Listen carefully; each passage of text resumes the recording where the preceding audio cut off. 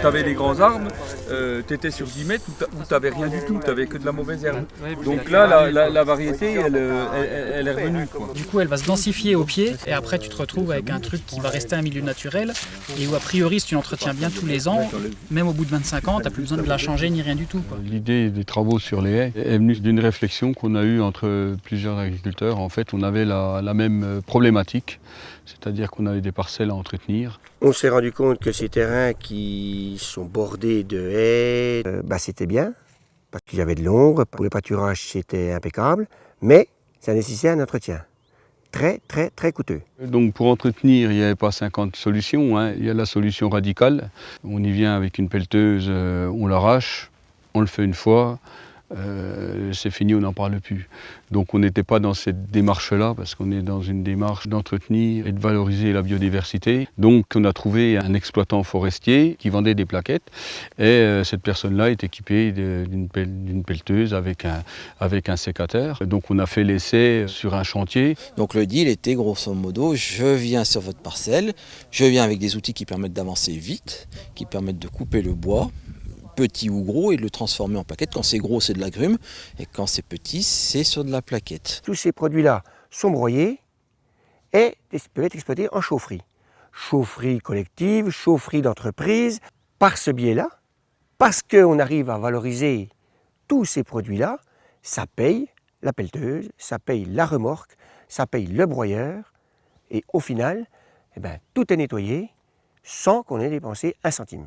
On s'est aperçu que sur peu de linéaires, on avait un tonnage assez conséquent. Des travaux qui étaient quelque part faciles à faire, puisqu'on se retrouvait sur du sol propre, en bordure de pré, accessible entre guillemets toute l'année. Le but premier, c'est de sécuriser l'exploitant, d'une part, et de pérenniser la haie.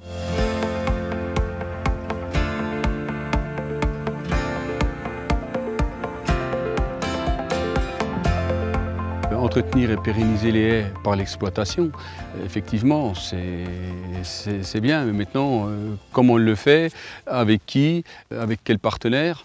Donc ça, c'est tous les travaux que le GIE s'est fixé pour les 3 années. C'est primordial parce qu'il y a plusieurs aspects. Il y a l'aspect environnemental pur, c'est-à-dire que c'est des habitats sur lesquels on trouve des espèces très importantes, des espèces d'ailleurs d'intérêt communautaire. On trouve chauves-souris, on trouve bien sûr les oiseaux qui vivent dans ces milieux. Donc les habitats, c'est déjà des habitats très importants, et en plus, d'un point de vue paysager, ces structurent les paysages énormément, quoi. Ça améliore les sols, ça apporte de l'humus également, ça améliore les rendements au niveau agricole et c'est très utile pour le bien-être animal. Le fait que le monde agricole s'ouvre à cette problématique et puis se rende compte de l'intérêt de la haie, pas seulement du côté économique et du côté environnemental de façon globale, c'est quelque chose d'extrêmement positif. On travaille avec le GIE depuis le début parce qu'on les connaît. Certains agriculteurs ont signé des contrats Natura 2000, donc on les connaît énormément. Et est venue cette idée de réflexion sur comment préserver l'environnement, comment préserver les haies qu'on voyait disparaître. En fait, c'est la sensibilité des agriculteurs aussi qui a joué énormément. Sur d'autres régions, en Normandie, dans le nord de la France, ils ont développé ça aussi il y a 15 ans, mais autour de la haie. Donc c'est quelque chose qui est déjà connu en France. Qu'on n'a peut-être pas trop l'habitude d'ici parce qu'en gros on a une énorme ressource forêt, donc on s'est déjà concentré là-dessus.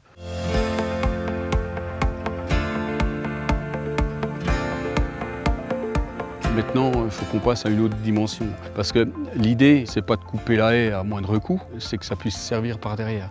Donc on a besoin de mettre en relation toute la filière et tous les intermédiaires, toutes les personnes compétentes, du produit à l'utilisation. L'idée, c'est de créer une économie, quelque part une économie circulaire, je veux dire, où on est simplement acteur. On pourrait très bien imaginer qu'une commune s'installe un petit hangar pour faire sécher le bois qui sera valorisé des éleveurs, qu'elle stockera là pour le faire sécher, et puis après elle mettra dans là où les chaudières qui seront présentes sur la commune. Puis avec cette année, évidemment, où on a un prix de la paille qui a complètement explosé, des ressources en fourrage qui sont très très limitées, donc les gens se disent on va garder la paille pour donner à manger, tout le monde va se précipiter sur des copeaux, de la sur des plaquettes, etc. Il y a quelque chose à faire. Avec une filière qui se développe, c'est un entretien des haies qui se met en place, qui se met en place pour perdurer tout le long